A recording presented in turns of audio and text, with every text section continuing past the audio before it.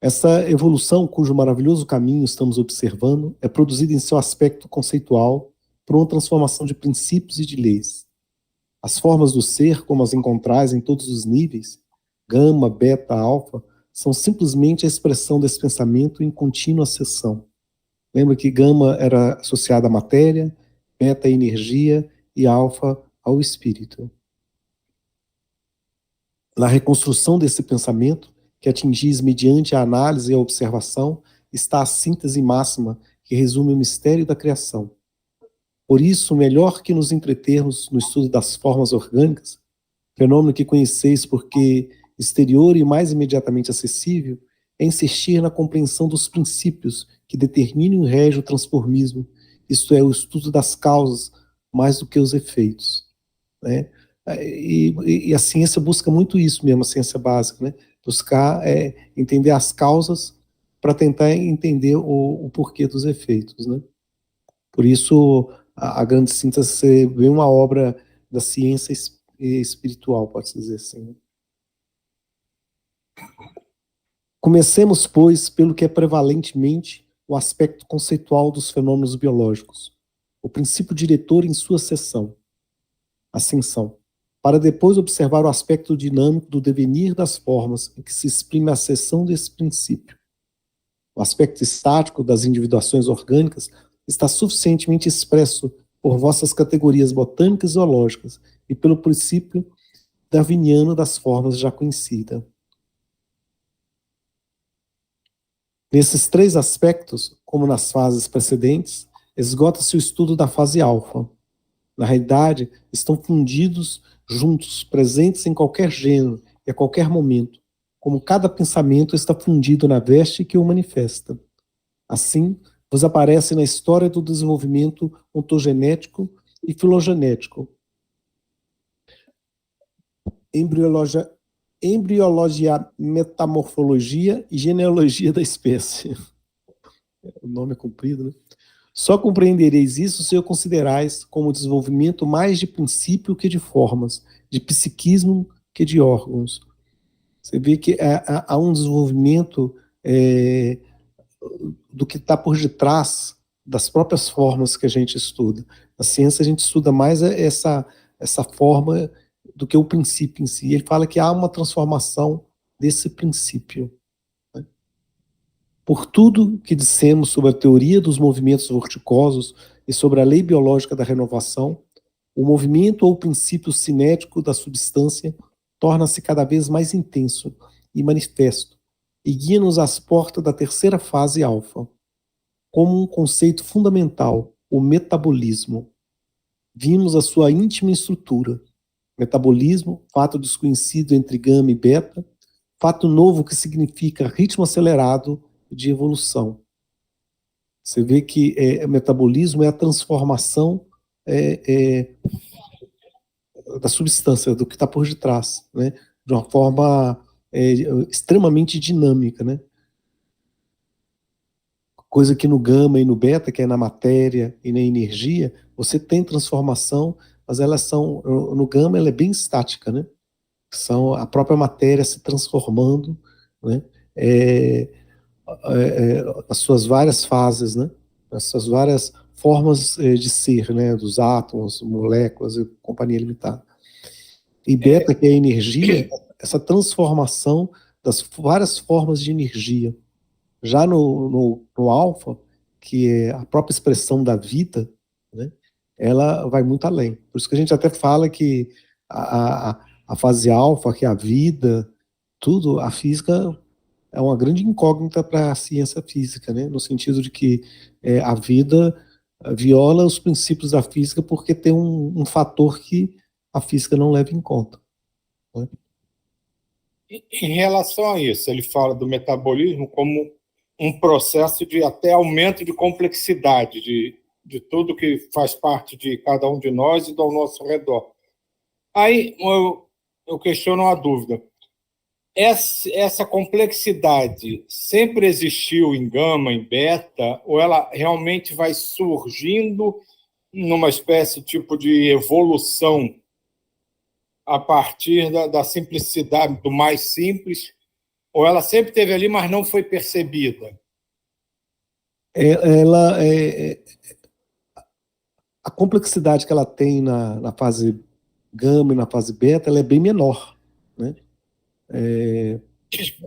Tanto que eu gosto de falar que de todas as ciências, a física é a mais simples, porque ela trata com os elementos mais simples da natureza. Tanto que a gente consegue criar modelos matemáticos extremamente eficientes, por conta da sua simplicidade, que não é complexo. Quando você começa a colocar variáveis em que você não tem controle de todos esses dados, ela começa a ficar extremamente mais complexa, né? Então, a gente tem estudos de complexidade em sistemas físicos, em sistemas energéticos, né? Mas ela é... O pessoal da área de engenharia, né? Por exemplo, sistema fluidos extremamente complexos de aviação, de vórtices, essas coisas, elas são... Antigamente você não conseguia trabalhar com isso, né? Hoje você trabalha com computação você pode fazer simulações extremamente complexas, mas nada se compara com a complexidade que tem nos sistemas biológicos. É muito mais complexo. É tão complexo que você não consegue fazer simulação dessas coisas, né? Hoje, talvez com a inteligência artificial, com os robôs que estão cada vez mais ficando parecidos, fazendo na forma humana, né? Mas é incomparável ainda, né? Quando a pessoa se acha que ela vai ficar similar ao ser humano, assim, é muito difícil, porque a parte material e ainda a matéria não tem a complexidade, a parte espiritual que tem, né? Então, quando alguém pergunta, você acha que a inteligência artificial pode substituir o ser humano? Só na parte de raciocínio lógico, né? Mas na parte de sentir, né, que é muito mais abrangente e é muito mais complexo, não tem como, né? Porque ela tem uma componente que o mundo físico não tem, né? Pelo menos para mim, por enquanto, né? Não, e isso você está falando agora, me lembrei de como isso pode caminhar em direções tão diversas, né? Me lembrei daquele filme do Orson Welles, que eu me esqueci agora, não sei, é alguma coisa da Terra, esqueci agora, do fim de mundo. Sim. Que vem um ser, né, aqui olhar a Terra, ele começa a ver tanta coisa errada que a conclusão dele é que tem que exterminar a Terra, destruir a Terra. E depois ele se envolve com uma família aí passa a compreender, ele tira aquela análise puramente lógica e começa a colocar sentimento e ter percepção de por que aquilo acontece, inicialmente, do ponto de vista dele, tão desgraçadamente errado, mas que não é exatamente assim. A coisa vem num ir e vir e num aprendizado constante, aquela história da espiral, né? Então, através dos sentimentos, do amor da mãe pelo filho, das relações humanas em si, ele vai compreendendo e, no final, ele desiste de destruir a Terra. Não, está do jeito que tem, é para ser assim mesmo. Eu que não tinha entendido. E realmente é muito interessante, né? Quando você começa a entender, querer entender as coisas, não só o ser humano, os animais também, né? Como é que é essa percepção? É extremamente complexo. Por isso que é bonito. A gente tem muito ainda que aprender. Isso que é legal, né? Vimos que os movimentos vorticosos contêm em germe todas as leis biológicas. O princípio básico da indestrutibilidade da substância torna-se na vida instinto de conservação. O princípio do seu transformismo ascensional torna-se lei de luta. A vida manifesta desde seu primeiro aparecimento com a característica fundamental de atividade, de luta pela conservação.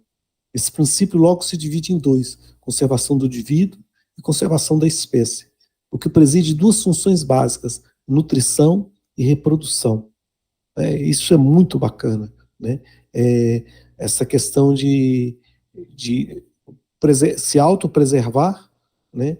E depois se autopreservar como a gente é mortal, enquanto encarnado, né? Você tem também a preservação da própria espécie, da sua descendência, né? Então, por isso essa ideia também da nutrição e reprodução. Muito bacana o jeito que ele está colocando. E quando você levou para o mundo animal, não só o mundo humano, mas os animais, eu estou aqui mexendo nas plantas, né? Ela joga a semente para dar continuidade à espécie dela, né? Sim. E aqui em Brasília, na seca, assim, então tem plantas que vem nessa seca extrema, né? Ela joga a semente para vir dar continuidade, né? É interessante. Aí, quando você vai ver as árvores aqui, eu vi uma fala de um estudante há pouco tempo, em que as árvores aqui do Cerrado tem mais coisa para dentro da terra do que do lado de fora. Então, as raízes são tão profundas, por isso que ela consegue se preservar durante queimadas, durante a seca, porque ela tem um mundo inteiro por debaixo dela.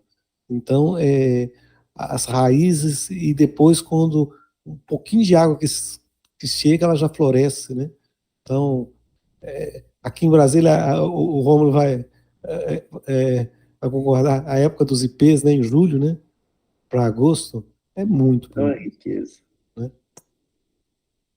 E essa coisa da nutrição e reprodução, né?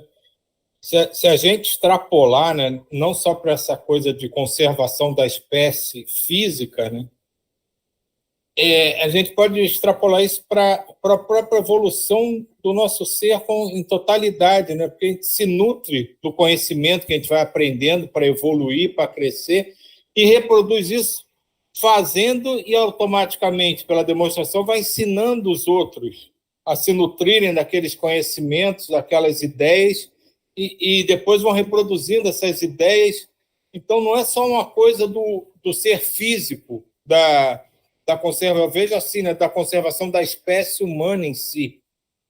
É da conservação do universo. Você constantemente está se nutrindo de coisas novas e reproduzindo esses ensinamentos, esses conhecimentos, para estimular outros a fazerem a mesma coisa. O início do capítulo está lá, né? Gama, alfa e beta. É tudo, né? É um conjunto, né? Há uma linguagem comum a todos os seres vivos, que todos compreendem, a fome e o amor. É legal, né? Que ele a nutrição, fome, reprodução, amor. Aí você começa a misturar as coisas, né? Mesmo na reprodução, por ser paridade, há uma doação de si, ao germe de um altruísmo a favor da espécie.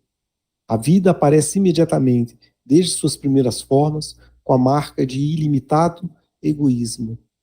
Esse somente cede lugar a um egoísmo diferente, o individual, que apenas faz concessão ao coletivo.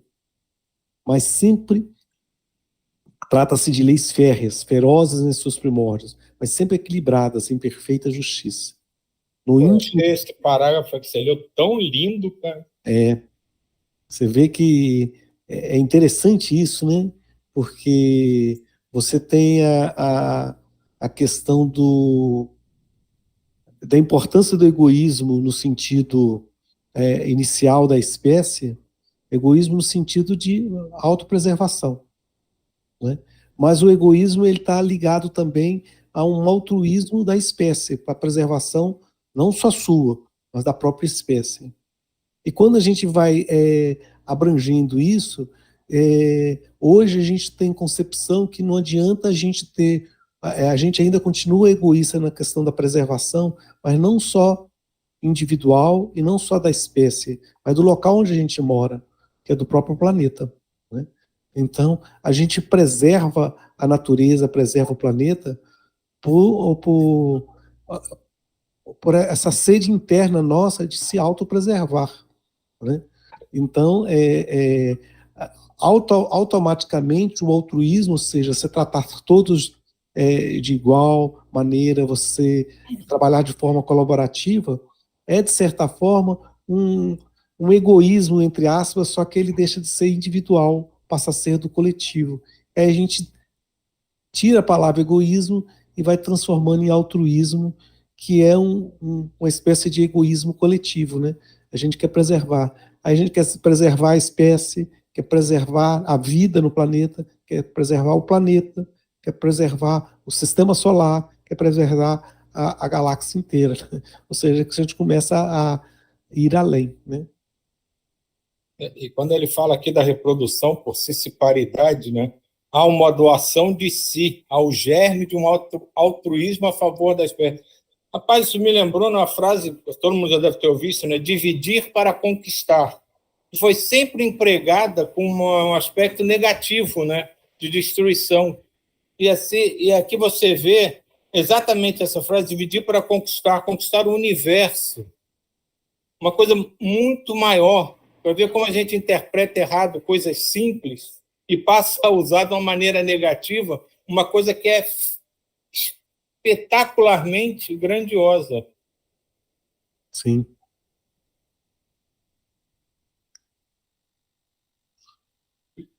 No íntimo do fenômeno... Diga. Fala. Só uma coisa que eu lembrei nessa questão, né, da fome e do amor, eu até lembrei da música do Titãs, né? A gente não quer só comida, a gente quer comida, diversão e arte, a gente não quer só comida, a gente quer a vida para qualquer parte, né? É como se fosse exatamente esse movimento, que é um movimento objetivo e subjetivo do ser, né? Então, não é cumprir uma única máxima, né? A gente tem aí dois processos evolutivos ao mesmo tempo, né, encadeados.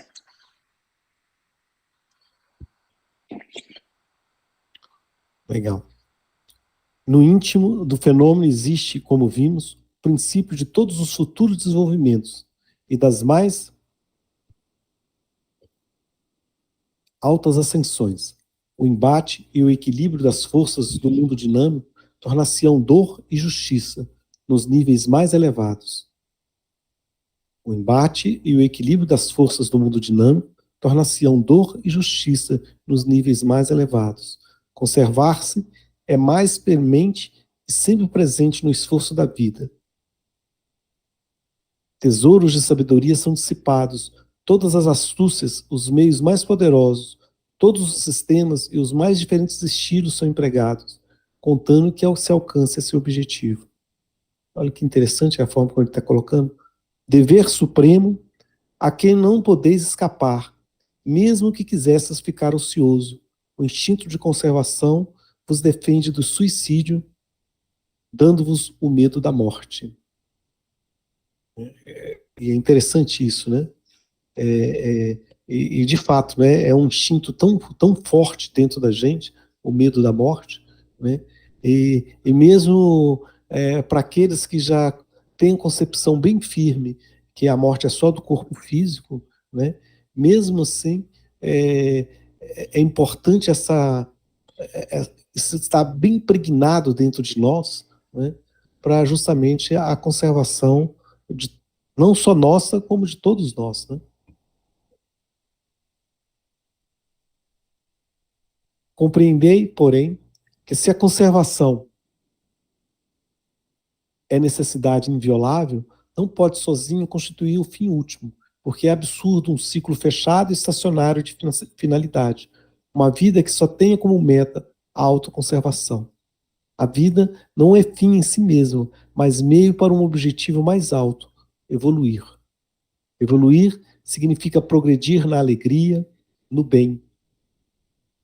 Significa libertação das formas inferiores de existência, realização progressiva do pensamento de Deus, meta suprema que vos revela por que o fenômeno da vida está tão ciosamente protegido por leis sábias. Refleti que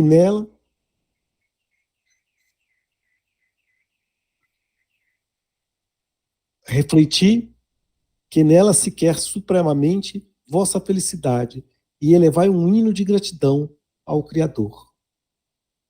Gente, magnânimo isso aqui, gente. Sim, Nossa. A vida não é fim em si mesma, mas meio para o objetivo mais alto.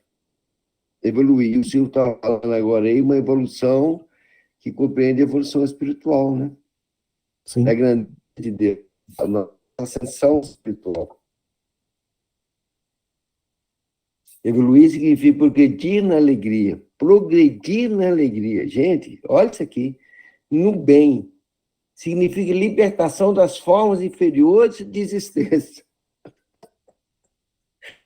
Nossa! Pela realização progressiva do pensamento de Deus.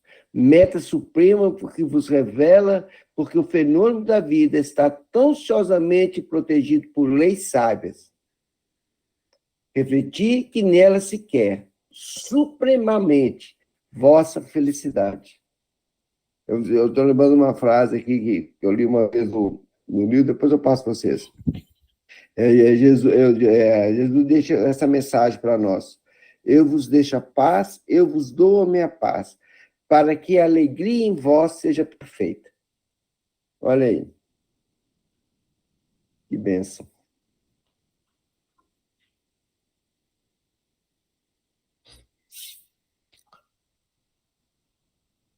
Dando continuidade aqui. Eis o novo instinto universal e insuprimível, a necessidade de progresso e a insaciabilidade do desejo. O próprio hábito da satisfação, pela lei dos contrastes, base da percepção, ao diminuir a alegria, acentua a insaciável necessidade de progresso. A lei contém em si todos os elementos do desenvolvimento futuro. Longo caminho evolutivo reunirá os germes das leis biológicas contidas nos movimentos vorticosos, com as mais altas leis da ética e das religiões. As formas primordiais evoluem, o princípio originário subsiste tenazmente, inviolável, superior a todas as infinitas resistências do ambiente que sempre obstaculizam, e nessa resistência ele se tempera. A lei, baixa e feroz, requinta-se. Fome e amor, primeira expressão da lei da luta pela conservação. Tornar-se-ão mais tarde através das duas formas de atividades que impõem ao ser, isto é, trabalho e afetos. Duas qualidades elevadas e poderosas, inteligência e coração, que governam nos níveis humanos mais altos a conservação individual e coletiva. O que é interessante, né? Primeiro ele coloca nutrição e reprodução. Aí ele põe fome e amor. Aí ele coloca trabalho e afeto. E ele coloca inteligência e coração. As conexões, como ele vai colocando, né? Gente, eu nunca gostei tanto de Pedro Baldi. Nossa! O livro ia começar com esse capítulo. Nossa! Tudo conectado, né? Só formas e expressões diferentes, mas tudo a mesma coisa, né? Um sentido maior, né?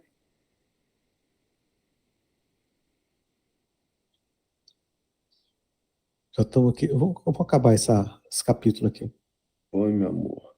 A função cria o órgão também no campo psíquico, ou seja, hábitos e qualidades.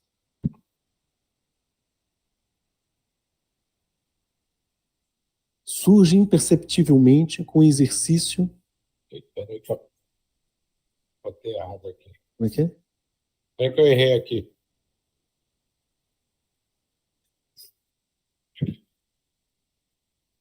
Surge imperceptivelmente com o exercício a nova característica que, afinal, estabiliza-se com nitidez.